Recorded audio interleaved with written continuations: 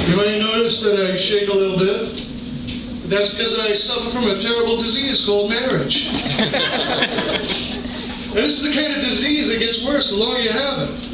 And I've been married 24 years, so I don't have an awful lot of time left. But I haven't given up hope. In fact, I have a team of divorce attorneys working around the clock on a cure. And in the meantime, I'm organizing another 5-mile walk for a cure. I had to cancel the last one because the only other person who showed up was my wife. And everybody who walks will receive one of these ribbons, which you can proudly display so that everyone knows you support finding a cure for this terrible disease. What do you say? Are you with me?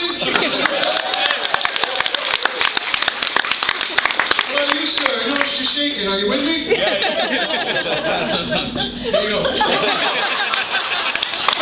Saturday, 8 o'clock. They wear sneakers, because if my wife shows up again, we're going to have to run for it. Yeah, I was in a bar a couple of weeks ago, and I heard a guy refer to his penis as his junk. And I was thinking, why would you want to call that junk? Junk is something you don't use anymore. It's usually something nobody else wants, either. And another name for junk is trash. And you know what they say? One man's trash is another man's treasure. Well, that's not the message I want to be sending. Now, I know a couple of guys that call it the hammer. And I don't know about you, but every time I work with a hammer, I end up banging my thumb. And banging my thumb on a Saturday night is not what I have in mind. In fact, that's why I got married.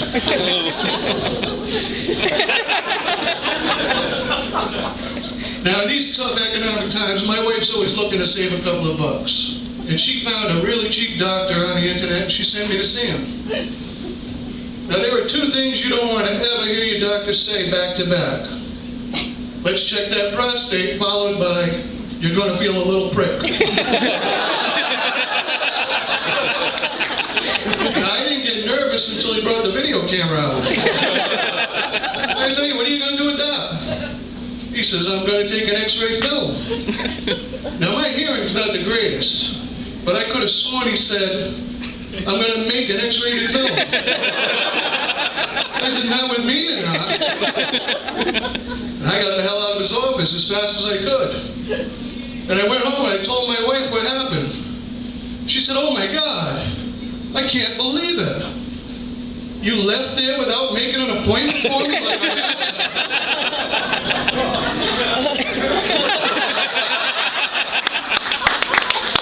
Kill me or cure me, please. Now, when I was growing up, all I ever wanted in the world was a G.I. Joe action doll. But my father wouldn't buy one for me because he didn't want his son playing with dolls. But you know what? It didn't matter. I'm 46 years old, I play with dolls all the time. I don't know what the big deal is. They're a lot of fun. Once you get them blown up. But one time my wife came around the corner and she caught me. And her and the doll made the same exact face.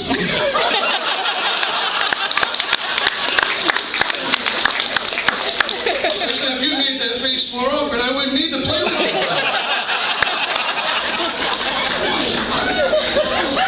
So a couple of nights later, I went on Amazon.com, and I was searching for inspirational needlepoint Bible quotes. But somehow I ended up on a page with inflatable love dolls. And I figured since I was there, I do need a replacement since my wife murdered the last one with a kitchen knife.